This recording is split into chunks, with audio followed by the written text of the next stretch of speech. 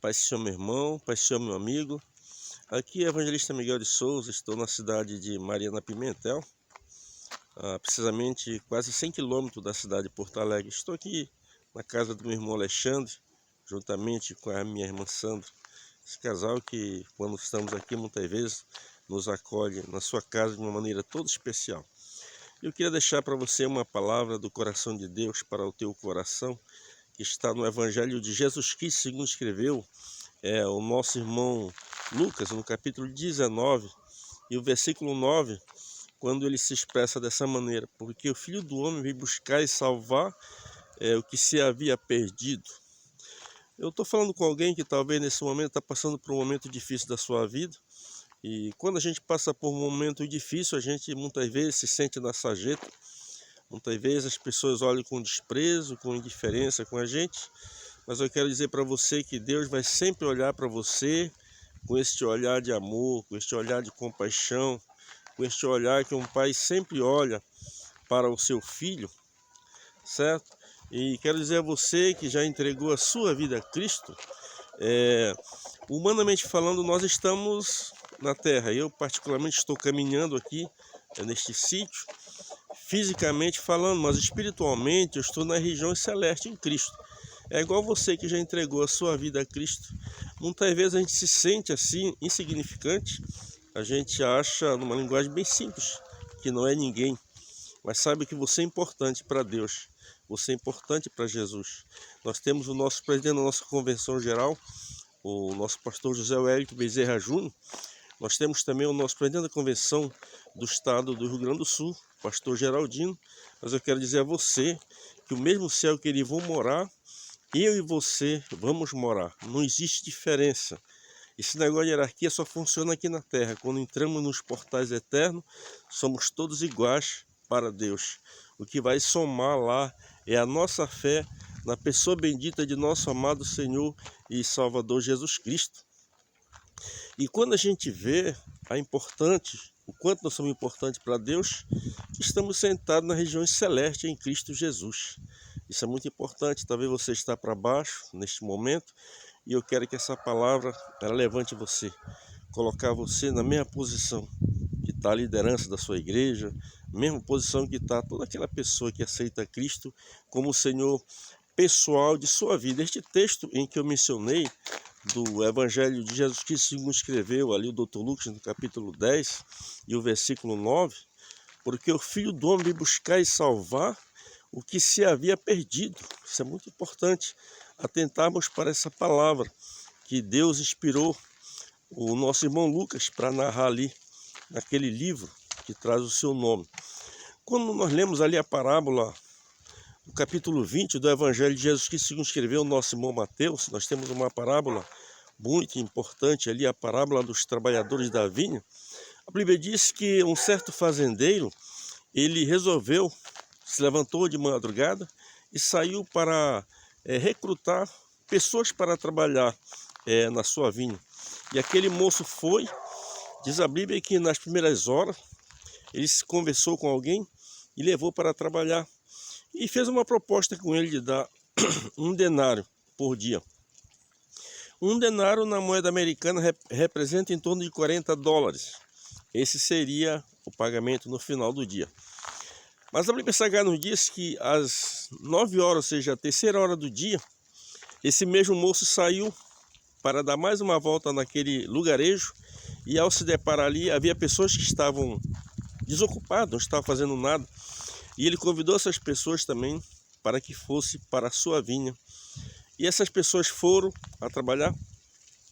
A Bíblia diz também que ao meio-dia, ou seja, a hora sexta, ele vai novamente dar uma olhada e vê pessoas também que estavam ociosos.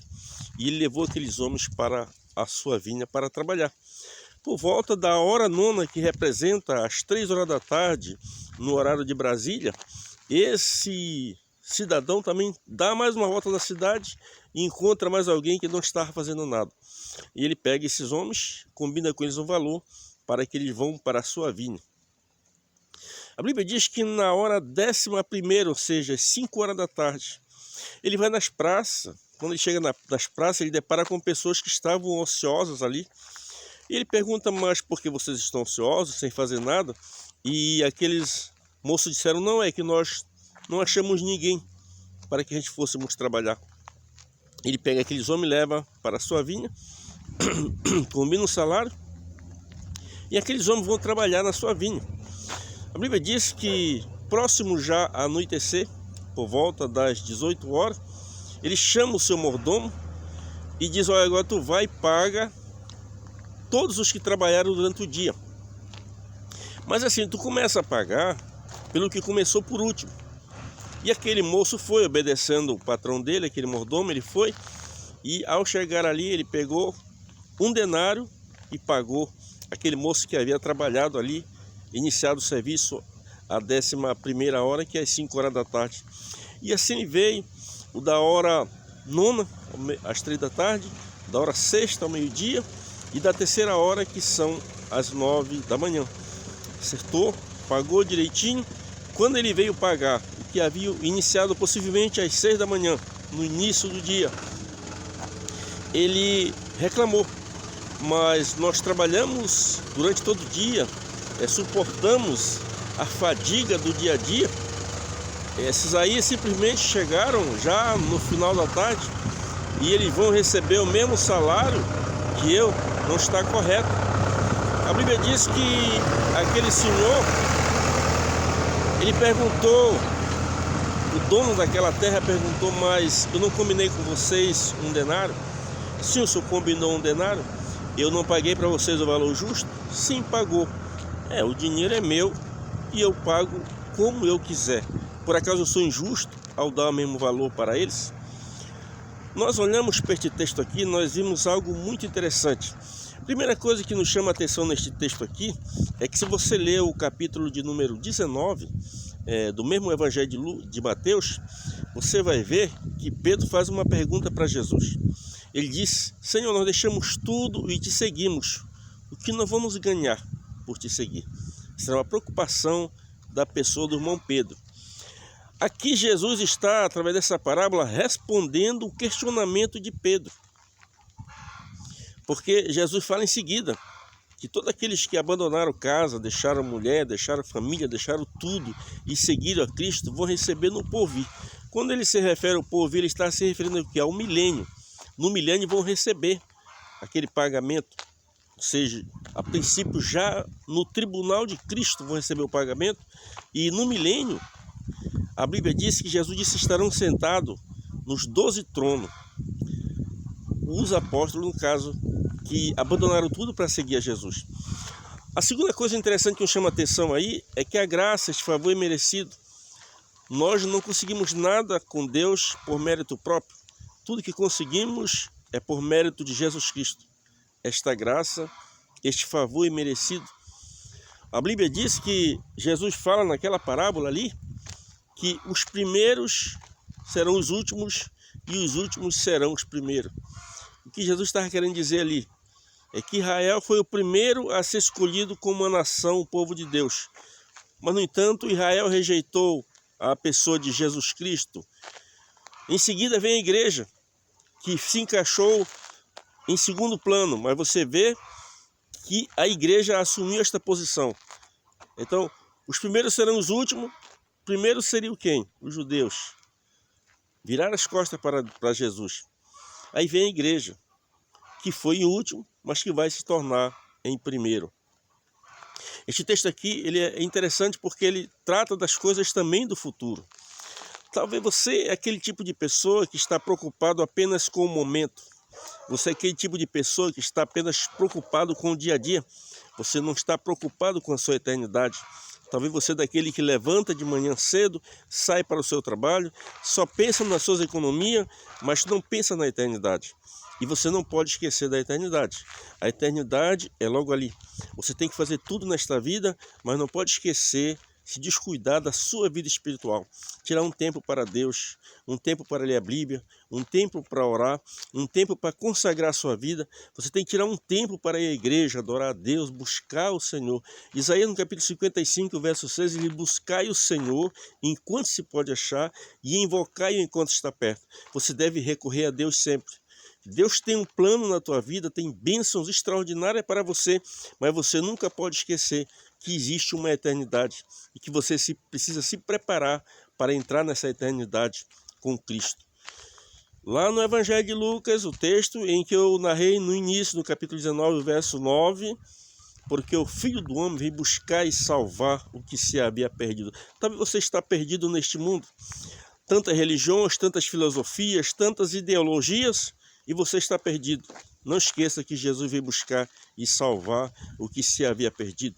E se você estava perdido, você foi achado agora. Que nem temos ali no Evangelho ainda de Lucas, no capítulo 15, quando fala daquela parábola do filho pródigo, quando o filho mais velho chega, que ele vê as festas, as músicas, as danças, e aí ele pergunta por que aquelas festas, por que essas músicas, por que essas danças?